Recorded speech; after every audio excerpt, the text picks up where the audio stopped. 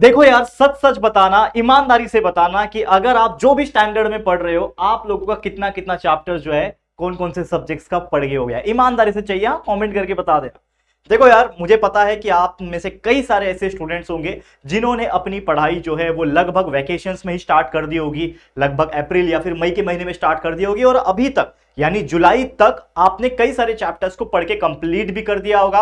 हमारे lecture videos देख के सारे कंसेप्ट भी क्लियर कर ले होंगे और आगे आप बढ़ते जा रहे होंगे। लेकिन majority of the students are there जिन्होंने कुछ भी स्टार्ट नहीं किया है, कुछ भी पढ़ना स्टार्ट नहीं किया है, तो उनको अब थोड़ा थोड़ा डर लगने लगा होगा, खासकर 10वीं के बच्चों को, और भी जो हमारे प्यारे 7th 8th 9th के स्टूडेंट्स उनको भी थोड़ा बहुत डर सताने लगा होगा। क्योंकि अगर आप देखोगे तो जुलाई का जो महीना है वो इफेक्टिवली स्टार्ट हो चुका है और देखते ही देखते आपके स्कूल्स रीओपन होके काफी टाइम हो चुके हैं, फुल फ्लेज स्टडी स्टार्ट हो चुकी है, और अब विद इन 1 मंथ आप लोगों के ना फर्स्ट यूनिट टेस्ट एग्जाम्स भी आपके सामने होंगे। तो उसी चैलेंज को टैकल करने के लिए हम ये वीडियो आप लोगों के लिए लेकर आ रहे हैं, जिसमें हम बात करने वाले हैं कि फर्स्ट यूनिट टेस्ट का प्रिपरेशन किस तरीके से आपको करना है, उसका एक प्लानिंग वीडियो में लेकर आया हूं। ये प्लानिंग वीडियो को आप जरूर से एंड तक देख लेना। अगर सारी चीजें समझ में आ जाती है आप लोग को, तो जरूर से कॉमेंट करके बताना कि सर हमें प्लानिंग वीडियो तो चाहिए था, लेकिन साथ ही में स्ट्रैटेजी वीडियो अलग अलग स्टैंडर्ड के हिसाब से चाहिए था, तो वो भी मैं बना दूंगा, ठीक है। लेकिन सबसे पहले ये जो प्लानिंग चीजें मैं बता रहा हूं, कैलकुलेशन वाली चीजें बता रहा हूं, इसको अच्छे से समझना। तो इस वीडियो को आप 1.25 की स्पीड पे लगा सकते हो, जिससे फटाफट ये वीडियो आपका देख के हो जाएगा, और वीडियो को एंड तक जरूर देखना है। तो चलिए इस वीडियो की शुरुआत करते हैं। नमस्कार दोस्तों, मैं हूं राहुल जायसवाल एंड स्वागत करता हूं आप सभी का एक बार फिर हमारे यूट्यूब चैनल JR ट्यूटोरियल्स में, ठीक है।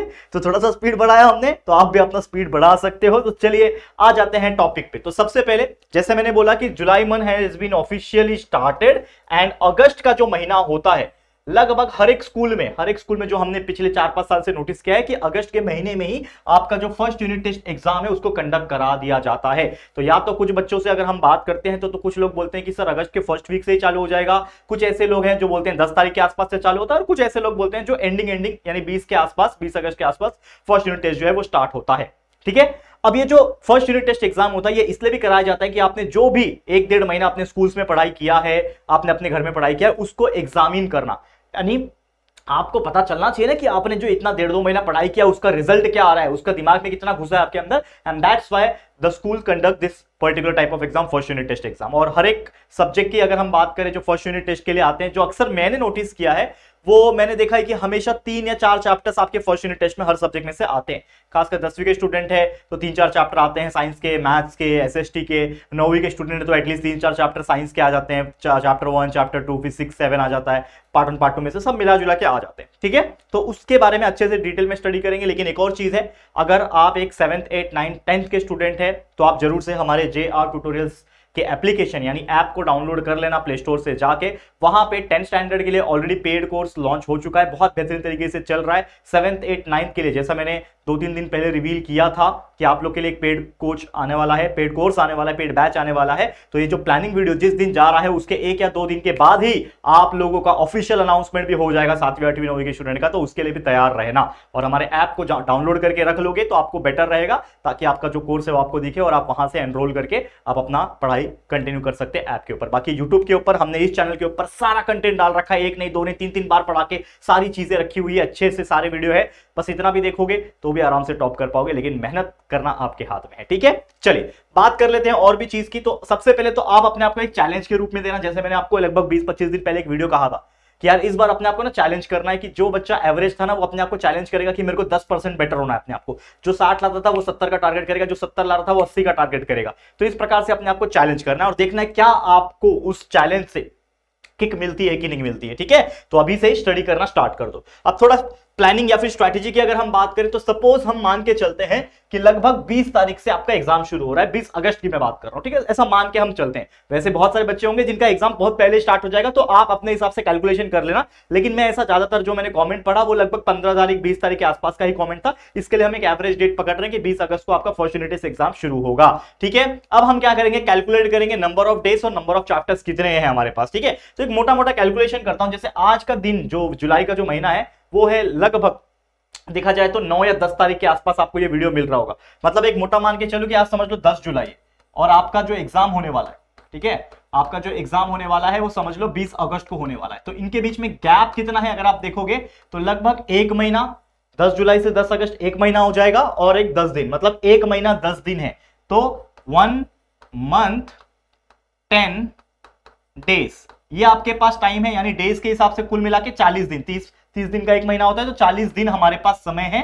अभी भी ये जो प्लानिंग वीडियो आप देख रहे हो अभी भी 40 दिन का समय है, हम पूरा का पूरा पढ़ सकते हैं हमारे फर्स्ट यूनिट टेस्ट का सिलेबस। तो अगर आपका कैलकुलेशन हो गया तो हमारे नंबर ऑफ चैप्टर्स के ऊपर नजर डालें तो देखो, अगर आप 9th 10th के स्टूडेंट हैं तो आपके सब्जेक्ट्स साइंस 1 साइंस 2 होंगे, मैथ्स 1 मैथ्स 2 होंगे, हिस्ट्री ज्योग्राफी और पॉलिटिकल साइंस, ये 7 मेन सब्जेक्ट है। इसके अलावा इंग्लिश हिंदी मराठी जो लैंग्वेज है वो तो है, ठीक है।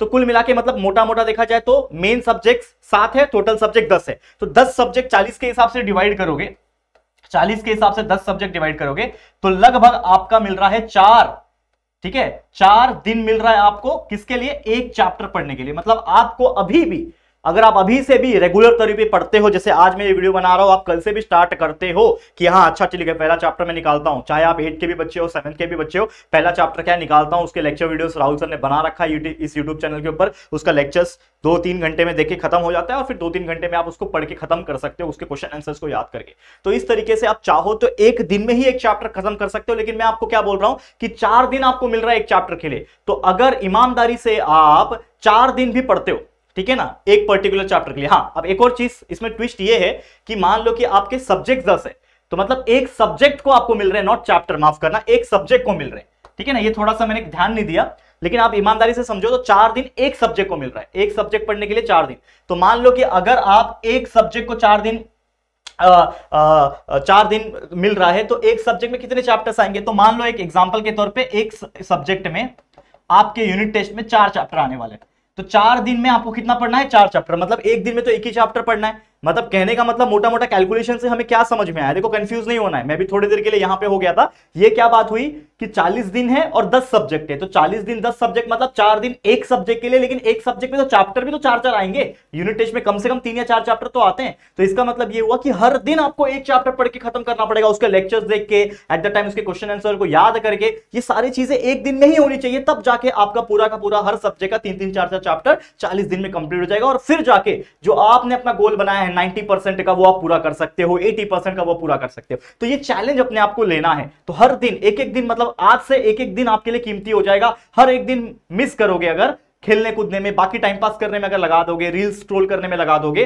तो कहीं ना कहीं आप अपना एक चैप्टर को मिस कर रहे हो। तो एक चैप्टर कितना भारी पड़ सकता है वो तो आपको पता ही है, खासकर 10वीं के स्टूडेंट्स को तो पता चली जाएगा आने वाले कुछ दिनों में, क्योंकि उनको बोर्ड एग्जाम देना है, ठीक है। तो आपको क्या करना है, स्टार्ट क्लियरिंग योर कॉन्सेप्ट, ठीक है। फटाफट से जो चैप्टर्स आपको डिफिकल्ट लगते हैं, जो टॉपिक्स, जो भी पर्टिकुलर चैप्टर के टॉपिक्स आपको डिफिकल्ट लगते हैं, उसके वीडियोस अवेलेबल है। बस सर्च करो यूट्यूब पे कि हमें पढ़ना है 9th का साइंस का चैप्टर 1, लेक्चर 1 डाल दिया, बाय JR ट्यूटोरियल आगे लिख दे रहा, आपको पहला लेक्चर मिल जाएगा, उसमें पहला टॉपिक 2-3 टॉपिक्स कवर है। उसके बाद के टॉपिक्स लेक्चर 2 में मिलेंगे, उसके बाद के टॉपिक्स लेक्चर 3 में। According to the text book हम प्रॉपर तरीके से आप लोगों को सिलेबस के हिसाब से आपको पढ़ा रखा है हमने, लेक्चर वीडियोस अवेलेबल करके, तो कोई दिक्कत ही नहीं है ना। तो आपको कंसेप्ट समझने में तो कोई टेंशन नहीं आएगा। अब बट याद जो करना है, जैसे मान लो कि आपने कोई टॉपिक पढ़ा हमसे, लेक्चर समझ लिया, वैसे तो आप ऑफलाइन क्लासेस और स्कूल से जा रहे हो, वहां पे भी आपको समझ रहा होगा, नो डाउट, लेकिन याद जो करने वाली चीजें हैं, बाय हार्ट करने वाली चीजें हैं, मैथ्स के एग्जांपल का स्टेप्स हमारे वीडियोस देख लिया, जो सॉल्व करने वाली चीजें हैं, प्रैक्टिस करने वाली चीजें हैं, वो सभी चीज आपको खुद करना पड़ेगा, ठीक है। तो वो चीज समझ के लो। तो start clearing your concept and watching the videos, and साथ ही में एक अच्छा टाइम टेबल आप बना सकते हो। ये ऑलरेडी मैंने कई दफा बता रखा है आप लोग को कि बच्चा आप अच्छा टाइम टेबल बना के चलोगे, आपके लिए बेनिफिट होगा। मैंने टाइम मैनेजमेंट प्रॉपर शेड्यूल वाला एक लेक्चर वीडियो ऑलरेडी लगभग 15-20 दिन पहले आपके डिमांड पे हमने इसी चैनल पे अपलोड कर रखा था वीडियो, तो आप जाके चेको। बहुत सारे ऐसे बच्चे हैं ना, मैं इतने सारे वीडियो डाल चुका हूं, 7th का full year preparation strategy, 8th का फुल ईयर प्रिपरेशन, 9th का 10th का फुल ईयर प्रिपरेशन, बच्चे देख ही नहीं रहे। मैं इतना मेहनत करके रोज आता हूं, यहाँ पे खड़ा होता हूं, रोज वीडियो बनाता हूं, लेकिन बच्चे देख ही नहीं रहे। तो यार मेरे को कहीं ना कहीं निराशा होती है आप लोगों से कि मैं इतना आपके लिए हार्डवर्क करता हूं। बहुत सारे ऐसे बच्चे हैं जो देखते हैं, लेकिन बहुत सारे ऐसे भी बच्चे हैं जो यार देखना नहीं चाह रहे हैं। मैं पता नहीं क्यों वीडियो रीच नहीं हो रहा है, आप लोग देखना नहीं चाह रहे हो, आई डोंट। तो what is the real reason, let me know in the comment section, I will rectify those problems ना।